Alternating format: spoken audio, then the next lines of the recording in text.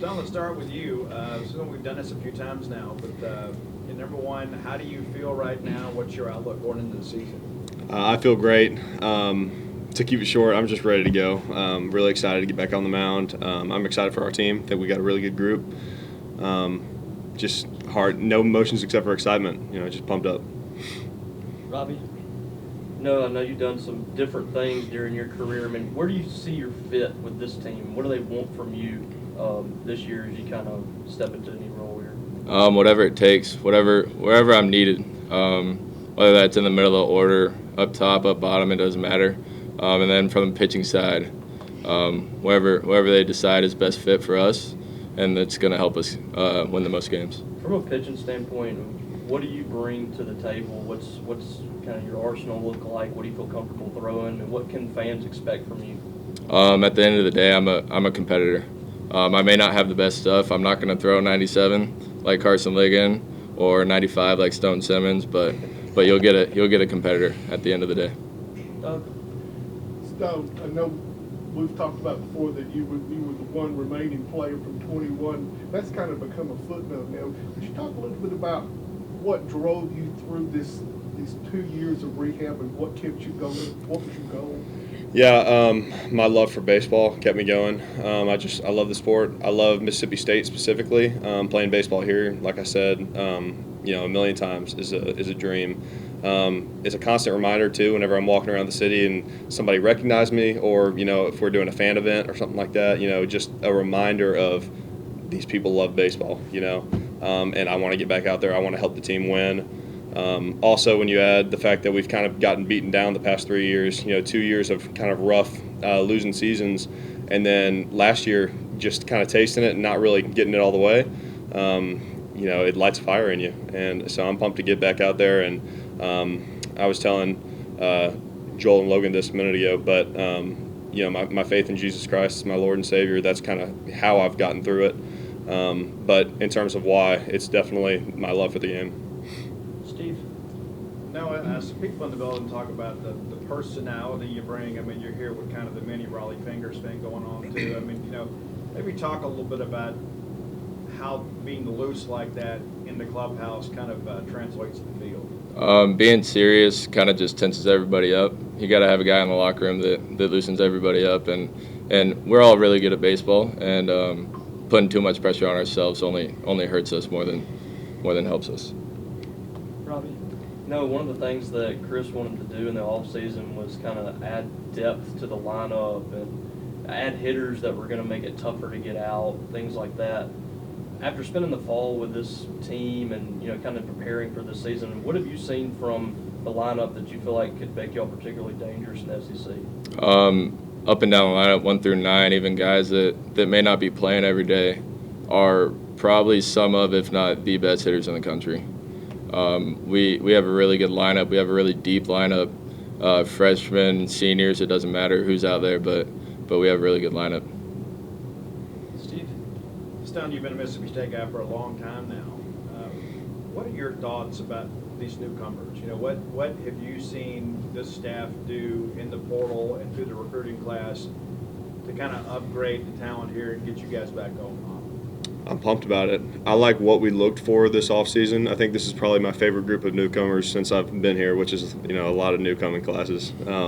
But guys like Noah, guys like Chase Hungate, guys that come from cultures of winning and know how to win, I think that's really valuable for us. I'm really just pumped. I think, like Noah said, we've got a great lineup, top to bottom. Pitching staff-wise, we've got a really, really deep bullpen, which is really exciting for me. Guys like I said, Chase Hungate's a guy that's going to come in there. He's been to Omaha twice. He knows what he's doing at the back end of the bullpen, and just really excited to have guys that know how to win. Robbie? Stone, I guess we didn't get to see you last year with Coach Parker, but we saw everybody else take a huge jump. What's he done with you think, over the last year or so, just to develop your game even more? Or is there something that he changed with you, or what's been his approach with you? Well, our first priority obviously has been health, and now that I'm healthy, I can say that I've seen myself pitch at my best this fall. and come back and kind of been able to hold that so far this spring. Obviously, I haven't pitched in the scrimmages yet. I'll be pitching probably tomorrow or the next day. But I've had a pretty big velo jump in this year than I have in the past. So that was pretty exciting. And then also, he's just really sharpened my stuff. I've become a better pitcher. I know how to pitch better in terms of not just throwing the ball harder and having nastier stuff, but executing pitches better, knowing where to miss, the little pitching stuff like that. Also fielding better. Every aspect of the game, I've gotten better under Coach Parker. So, I would consider myself to be one of the other success stories, and hopefully we'll be able to see that this year. I wanted to follow up too. Last summer, came out and had a really good summer, getting back in the groove and all that. I mean, just getting back out there, how did that feel for you as a guy that's, been through some tough times the last couple of years to finally get back out there and just feel good again and kind of do your thing?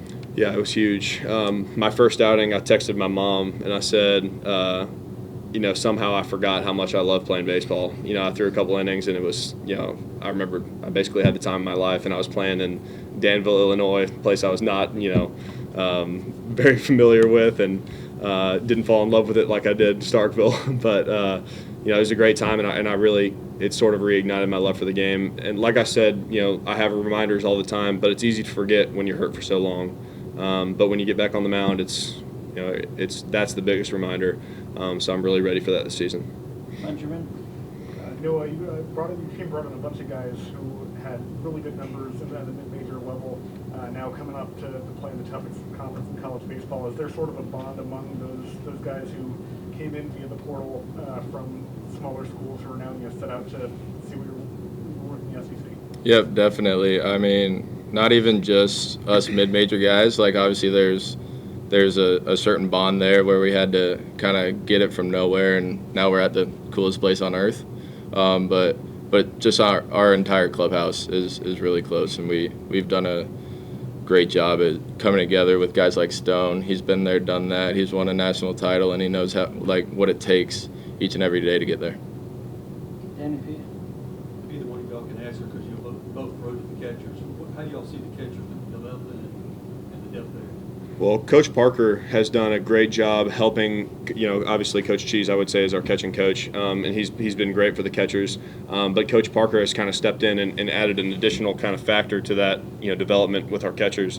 They now are understanding what it's like catching, but from the pitching perspective.